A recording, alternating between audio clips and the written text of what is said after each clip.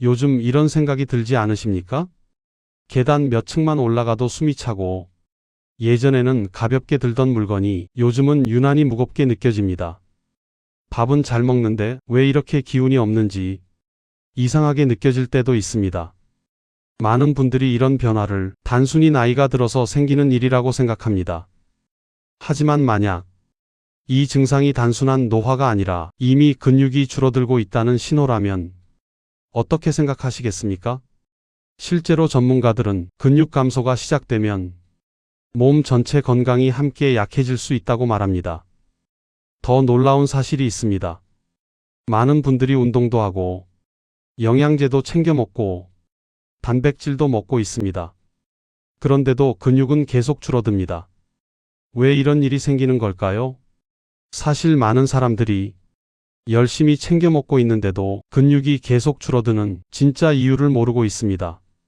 오늘 영상에서는 많은 분들이 모르고 있는 근육 감소의 진짜 이유와 밥상에서 해결하는 방법을 말씀드리겠습니다. 끝까지 보시면 약국에 가지 않아도 식탁에서 근육 건강을 지키는 방법을 알게 되실 겁니다.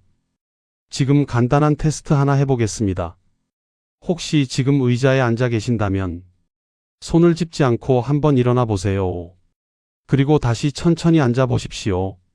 어떠셨습니까? 생각보다 힘들지 않으셨습니까? 이번에는 한 발로 서서 5초 동안 균형을 잡아 보세요. 균형 잡기가 어렵다면 이미 하체 근육이 약해지고 있을 가능성이 있습니다. 또 하나 확인해 보겠습니다. 양손을 앞으로 뻗고 천천히 쪼그려 앉았다가 다시 일어나 보십시오. 이 동작이 어렵다면 하체 근력이 약해졌을 가능성이 있습니다.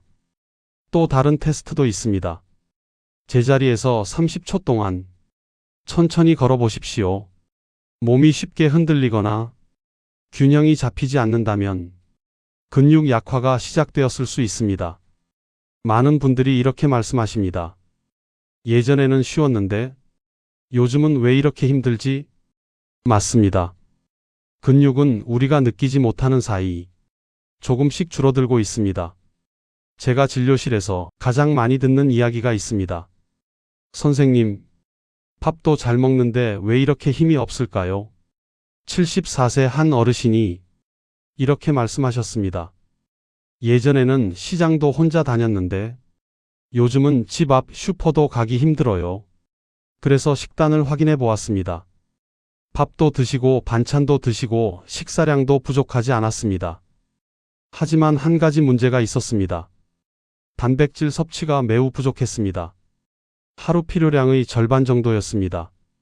또 다른 어르신도 비슷한 이야기를 하셨습니다. 밥은 먹는데 몸에 힘이 없어요. 식단을 살펴보니 탄수화물 중심 식사였습니다. 단백질이 부족하면 근육 유지가 어려워집니다. 이것이 많은 어르신들이 겪는 숨겨진 문제입니다.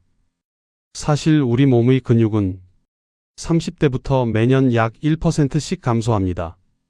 천천히 진행되기 때문에 대부분은 알아차리지 못합니다. 하지만 60대가 되면 30대 때 근육의 약 70% 정도만 남게 됩니다. 근육은 단순히 움직임만 담당하는 것이 아닙니다. 근육은 우리 몸에서 에너지를 저장하고 면역력을 유지하고 혈당을 조절하는 역할을 합니다. 그래서 근육이 줄어들면 몸 전체 건강이 약해집니다. 근육 감소가 시작되면 다음과 같은 변화가 나타납니다. 걸음 속도가 느려집니다. 신호등이 바뀌기 전에 길을 건너기 어려워집니다. 의자에서 일어날 때 몸을 크게 숙여야 합니다. 손 힘이 약해져 뚜껑을 열기 어려워집니다. 충분히 쉬어도 피로가 쉽게 풀리지 않습니다. 이러한 변화는 근육 감소의 중요한 신호일 수 있습니다. 많은 분들이 이렇게 생각합니다. 근육이 줄면 운동을 하면 되는 거 아닌가? 물론 운동은 중요합니다. 하지만 중요한 사실이 있습니다. 근육은 운동만으로 만들어지지 않습니다. 근육을 만드는 가장 중요한 재료는 단백질입니다. 그래서 어떤 분들은 이렇게 말합니다. 그럼 고기를 많이 먹으면 되겠네요. 하지만 이 방법도 절반만 맞는 이야기입니다. 단백질을 먹었다고 해서 모두 근육으로 가는 것은 아닙니다. 소화와 흡수 과정이 함께 중요하기 때문입니다. 실제로 이런 사례가 있었습니다. 70대 한 어르신은 단백질 보충제를 꾸준히 드셨습니다. 하지만 몇 달이 지나도 몸 상태는 크게 변하지 않았습니다. 이유는 흡수 문제였습니다. 나이가 들면 위산 분비가 줄어들고 소화 효소도 감소합니다.